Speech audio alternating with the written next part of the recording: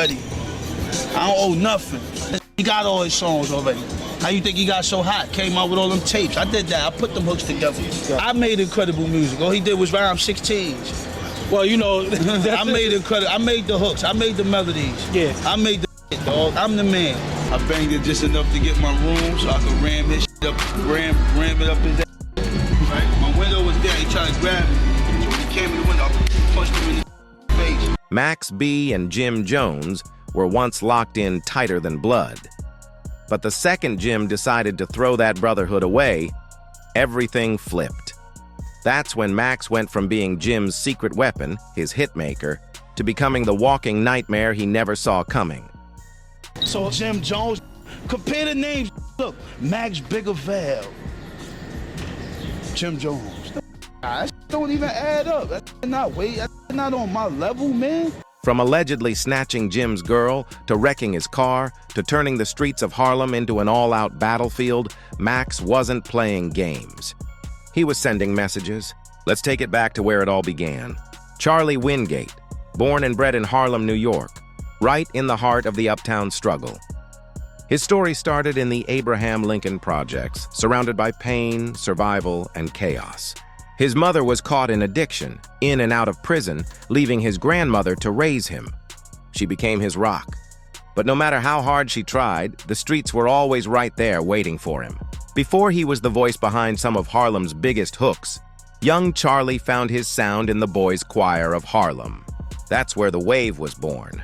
That smooth, lazy melody, that singing while rapping flow that would one day define him. But the music couldn't drown out reality. By 18, Max was already caught up in the wrong game. In 1997, he was arrested for robbery and ended up serving around 8 years behind bars. But prison didn't break him, it built him. When he walked out in 2005, he came out sharper, colder, and fully aware of who he was. That's when the world met Max Bigavelli, a name forged from the legends, Biggie, Machiavelli, and Jay-Z.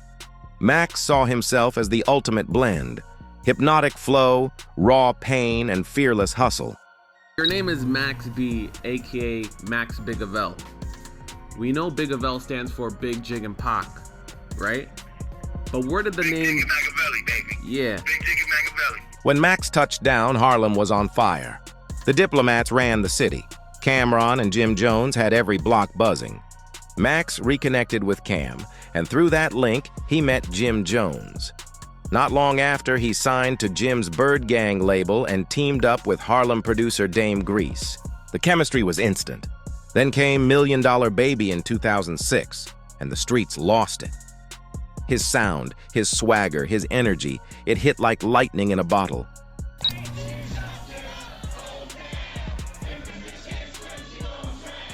Bird Gang had another gem in the crew, Stack Bundles.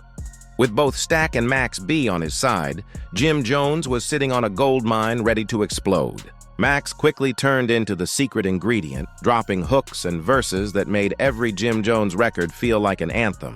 Songs like Baby Girl became instant classics, and everything Max touched turned bigger.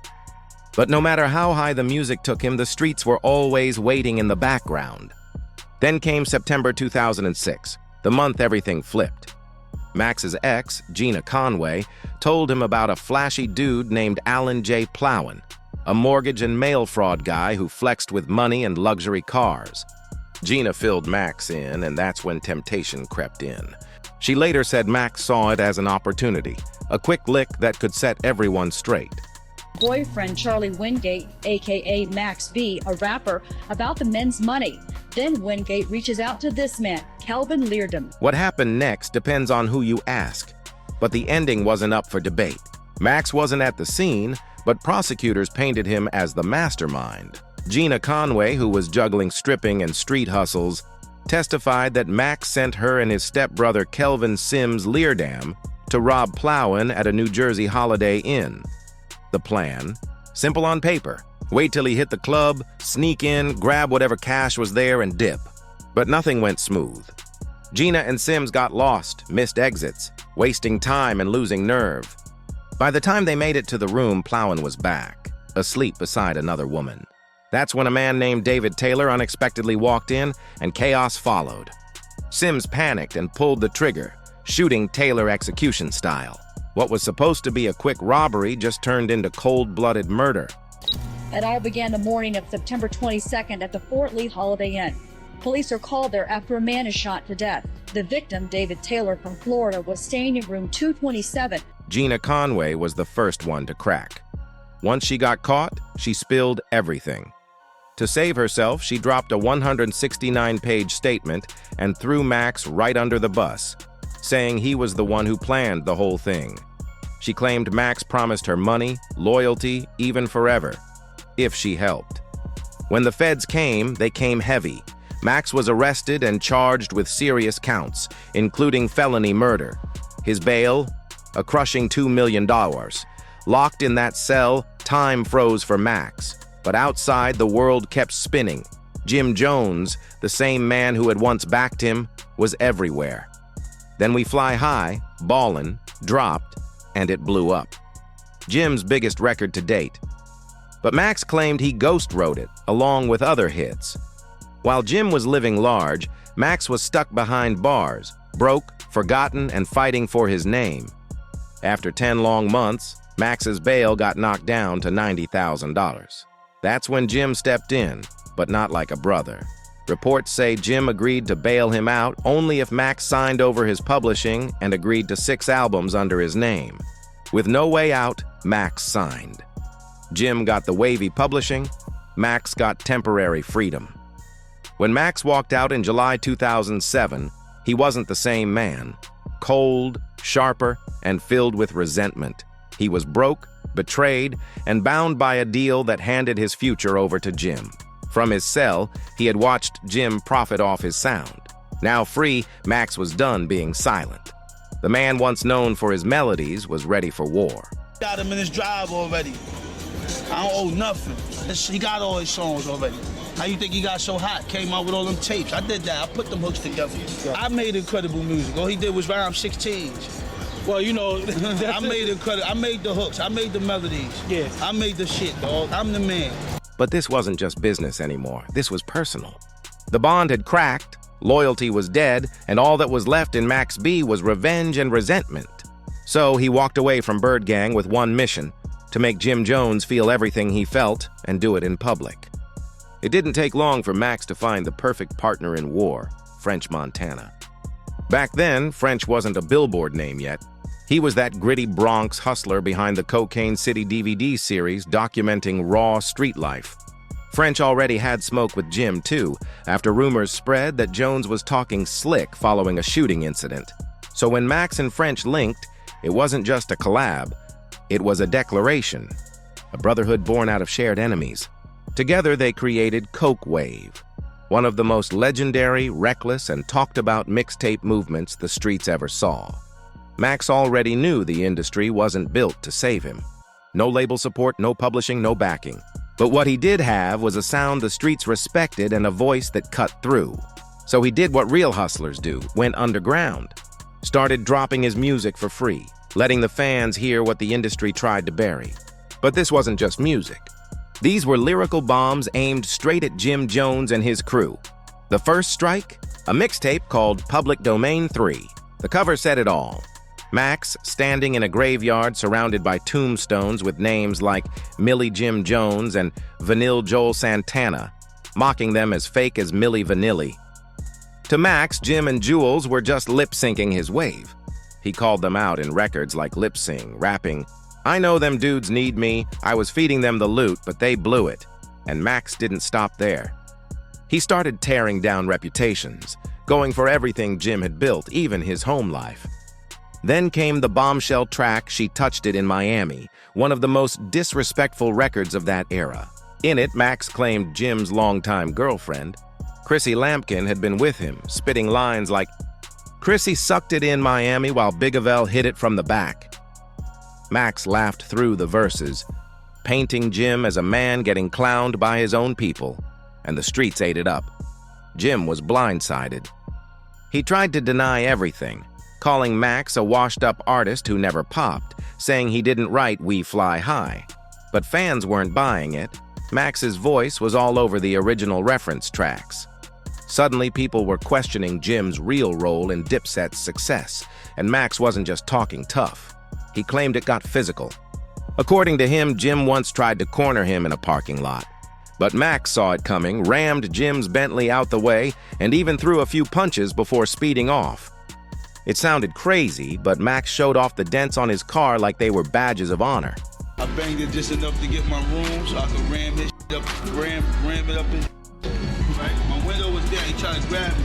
So when he came in the window, I punched him in the face. As French and others vouched for him, the legend of Max B kept growing. Then came that wild night in November 2008, when Max and French decided to confront Jim Jones face to face. They rolled deep into Manhattan, walked straight into the studio building where Jim was recording, and made one thing clear: the streets weren't safe for Jones anymore.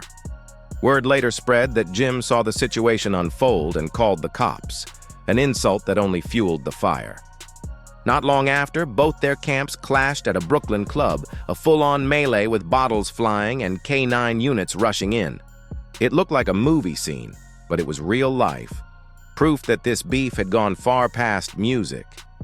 By the time the chaos died down, Max had done more than diss Jim Jones. He'd turned him into a punchline. Max B became a cult hero, the kind of artist who didn't need a label to prove his worth, even locked in legal battles and trapped by bad contracts. He made himself a legend, flooding the streets with tracks people still blast today. But while the beef with Jim Jones burned hotter than ever, Max was heading toward his biggest fight yet. Not in the booth, but in court. On June 9, 2009, Max B stepped into the Bergen County Courthouse like a man who believed his own story. Cameras flashing, fans chanting. The wave god looked unshaken. His lawyers were confident, claiming they had ripped apart the prosecution's key witness, Gina Conway, the same woman at the center of it all. She had turned herself in, testifying against Max and his stepbrother Kelvin Leerdam in exchange for a deal. Max's team said Gina was just a bitter ex making things up to save herself. But the courtroom wasn't the streets, and swagger doesn't sway a jury. When the verdict came, Max's entire world cracked. Guilty on 9 of 11 counts: armed robbery, conspiracy, aggravated assault, and felony murder. Prosecutors painted him as the mastermind, the one who planned the hit and let others do the dirty work. Gina had flipped. Her murder charge got dropped to manslaughter after she cut a deal, 18 years in exchange for her testimony. Max's defense fought hard, saying Gina had twisted the story for leniency. Ironically, she even admitted Max didn't plan the robbery, saying she used his name to convince Kelvin to do it. But it was too late. The jury had made up its mind. On September 3, 2009, Max B, the wave god of Harlem, was sentenced to 75 years in prison. Right around that time, Max B gets found guilty on 9 of 11 counts, including felony murder. And he gets sentenced to, was it 75 years? Yeah, 75. Eligible for parole in 2042, Max went from neighborhood legend to inmate overnight. The streets mourned. But Jim Jones? He looked like he was celebrating. From the outside, it seemed like he'd pulled off the ultimate checkmate. Max was locked up, silenced, and Jim still owned all the publishing. Every hook, every melody, every cent, flowing straight into Jones's pocket. Jim even mocked Max in interviews, calling him goofy, irrelevant, washed up before he ever popped. He made it sound like Max was just an old product collecting dust on the shelf. But the wave wasn't dead, not even close. Behind bars, Max kept moving pieces. He stayed in contact with French Montana, DJs, and independent labels, making sure his voice never faded. Then, in May 2010, everything flipped. A judge ruled that Jim Jones no longer had any control over Max's music. The court found that Max had fulfilled both contracts he'd signed under Bird Gang. Just like that, the paper chains were broken. Still behind bars, Max B was finally free in spirit. In 2011, he dropped Vigilante Season, his long-awaited project. And the impact? Unmistakable. That wavy, melodic gangster flow he pioneered became the blueprint for a whole new generation. You couldn't turn on the radio without hearing a piece of Max's sound. The cadence, the harmonies, the talk of waves, vibes, and free Max B. Then came the twist nobody saw coming. In 2016, after serving 7 years, Max's new legal team dropped a bombshell, claiming his original lawyer botched the defense to chase fame and money. The argument worked. The judge vacated his 75-year sentence. Max took a new plea, aggravated manslaughter, cutting 55 years off his time. His sentence dropped to 20, then 12. And with time served, his release date was now within reach. The legend wasn't dying in prison after all. Release date, November 9th, 2025. Originally, you were sentenced to 75 years. But then, last July, you said you got reduced to 20 years and then to 12 years. By then, Max B wasn't just a rapper, he was mythology. His influence ran through hip-hop's veins, from underground freestyles to Kanye West's high-gloss albums. Kanye even tried naming his 2016 project Waves, but after the internet erupted, he had to publicly pay respect, even featuring Max's voice on the album. Drake and Wiz Khalifa openly credited Max as inspiration. And even Jim Jones, in a rare honest moment, admitted, Max could have been bigger than Drake if he didn't go to prison. Now, as 2025 approaches, one question still hangs heavy. Are Max and Jim still enemies? Or has the storm finally passed? From prison, Max sounded like a changed man, a husband, a father of 4. The rage was gone, replaced by reflection. He even hinted at peace. But Jim, he wasn't ready to let it go. Even after reconnecting with French Montana in 2023 and making music again, Jim made it clear Max was different. He didn't wish him harm. But forgiveness? That's a wave he still won't ride.